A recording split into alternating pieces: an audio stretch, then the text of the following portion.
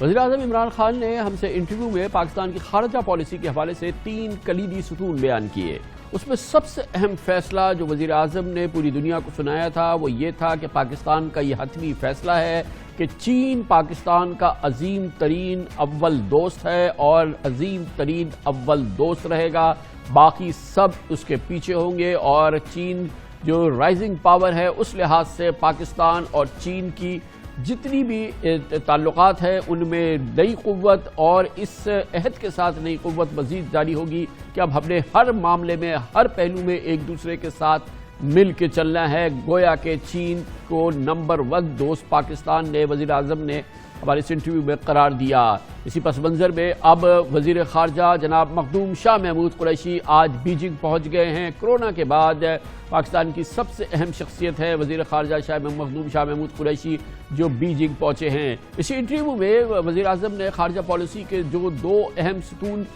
مزید دنیا کے سامنے رکھے تھے، اس میں ایک طرف تو یہ تھا کہ چاہے کچھ ہو جائے اسرائیل کو اس وقت تک تسلیم نہیں کیا جائے گا جب تک کہ فلسطین کے مسئلے کا 2 ریاستی حل کے حوالے سے فیصلہ نہیں ہو جاتا، اور اس کے ساتھ ہی وزیر اعظم نے یہ بھی کہہ دیا تھا کہ عرب ممالک کی کشمیر پالیسی سے پاکستان کی پالیسی مختلف ہو سکتی ہے، مگر کشمیر پالیسی عرب ممالک کیا رکھتے ہیں ہمیں اس سے سروکار نہیں ہے۔ چین کے حوالے سے وزیر اعظم عمران خان کا 2 ٹوک فیصلہ، 2 ٹوک اعلان نہ صرف چین میں بلکہ پوری دنیا میں اس کی دھوم ہے۔ پاکستان کا جو فیوچر ہے وہ چائنا کے ساتھ ہے، ہمیں کلیئر ہو جانا چاہیے، ہمیں واضح ہو جانا چاہیے کہ یہ جو ملک نے ترقی کرنی ہے، ہماری ڈیولپمنٹ ہے، وہ چائنا کے ساتھ اب جڑی ہوئی ہے، اور ہماری بڑی خوش قسمتی ہے کہ وہ ایک ہمارا ایسا دوست ہے جو ہمارے ہر اچھے برے وقت میں پولیٹیکلی کھڑا رہے، اور ہمارے دوست اس طرح پولیٹیکلی نہیں کھڑے رہے جس طرح چائنا کھڑا رہے،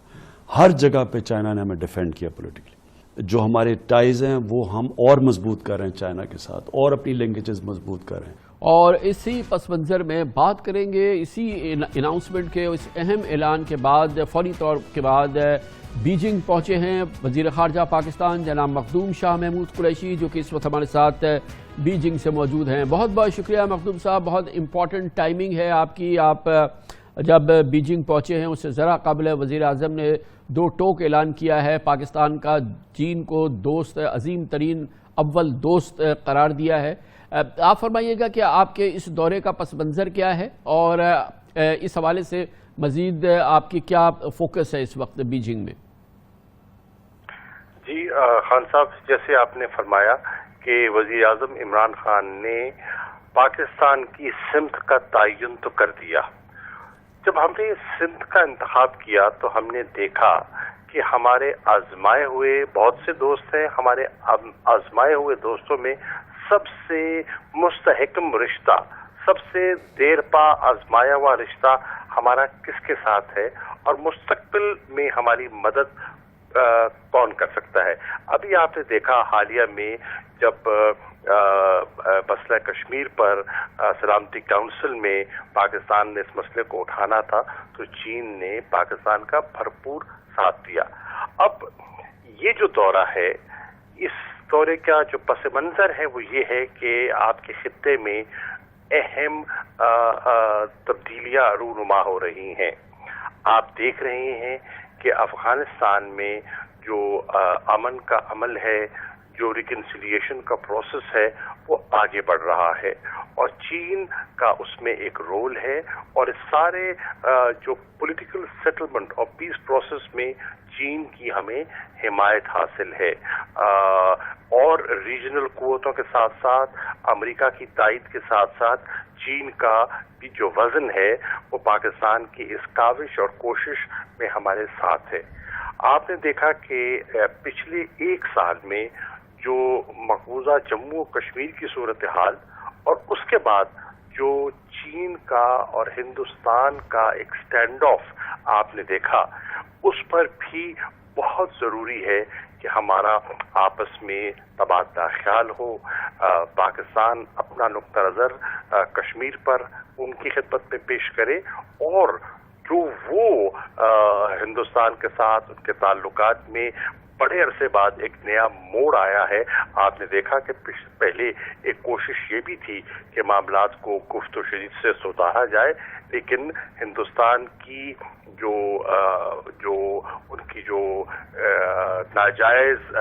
कंस्ट्रक्शन थी एक डिस्प्यूटेड टेरिटरी में, उससे हालात बिगड़े। आप देख रहे हैं कि मशरिक़ वुस्ता में भी एक सूरत हाल जन्म ले रही है। उस पर भी वज़ीर आज़म का मौक़िफ़ आपने बयान कर दिया, दो टोक वाज़े पाकिस्तान का मौक़िफ़ आपके सामने आ गया। मुझे खुशी है कि इसमें सऊदी अरब ने भी एक बड़ा ठोस फैसला, उनके वज़ीर ख़ारजा ने जर्मनी में जो बर्लिन में उनकी प्रेस कॉन्फ्रेंस आई है, उन्होंने भी उसका अपना ज़हन जो है उसका उन्होंने जिक्र किया, अपनी पॉलिसी का जिक्र किया, और वो जो उनका एक तारीखी मौक़िफ़ था जो पाकिस्तान का रहा है उसके ऐन मुताबिक है। तो मखदूम साहब, इस चीन के हवाले से जहाँ पर अब आप हैं, मैं फिर जानना चाहूँगा कि अगर आप वो नुकात बयान करें जो कि आपके फोकस में है और इस दौरे के कलीदी मकासद में हैं। जी, उसमें खान साहब पहली चीज़ तो ये है कि हमारा जो CPEC है उस पे हमारी पेशरफ्त हुई है, और हमने देखना है कि अब कोविड एनवायरनमेंट के बाद हमने रफ्तार को और अपने प्रोजेक्ट्स को हमने मुकम्मल जल्द अज जल्द कैसे करना है। हमारा जो अगला फेज है जिसमें बुनियादी तौर पर हमने इंडस्ट्रियल रिलोकेशन की बात है, ज़राअत के शोबे में बेपनाह पोटेंशियल है जिससे हम एक दूसरे के साथ तावन कर सकते हैं,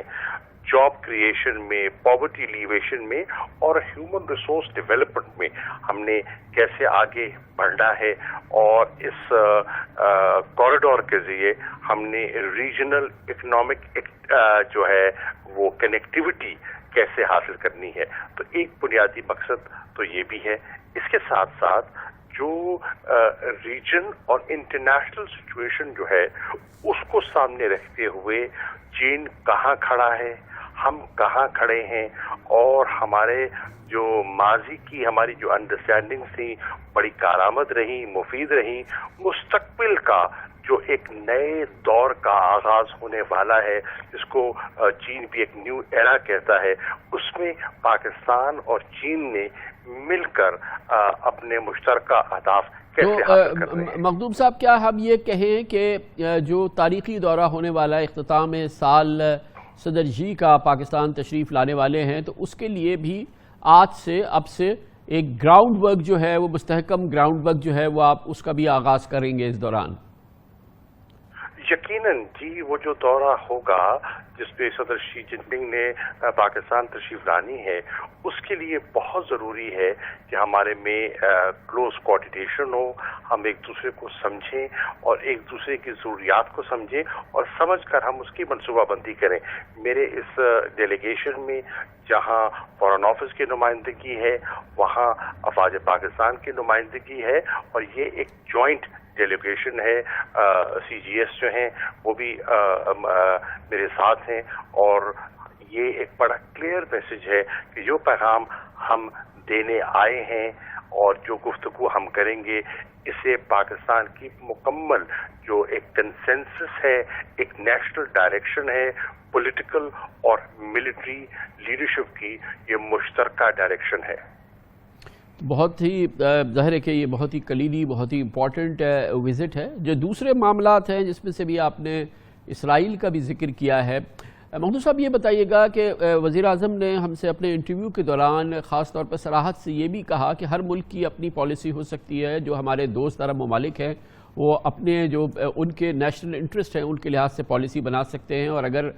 सऊदी अरब की या किसी भी हमारे दोस्त मुल्क की कश्मीर पॉलिसी हमसे हम आहंग नहीं है तो हमें इससे कोई सरोकार नहीं है, हर मुल्क अपनी पॉलिसी बना सकता है। गोया कि अब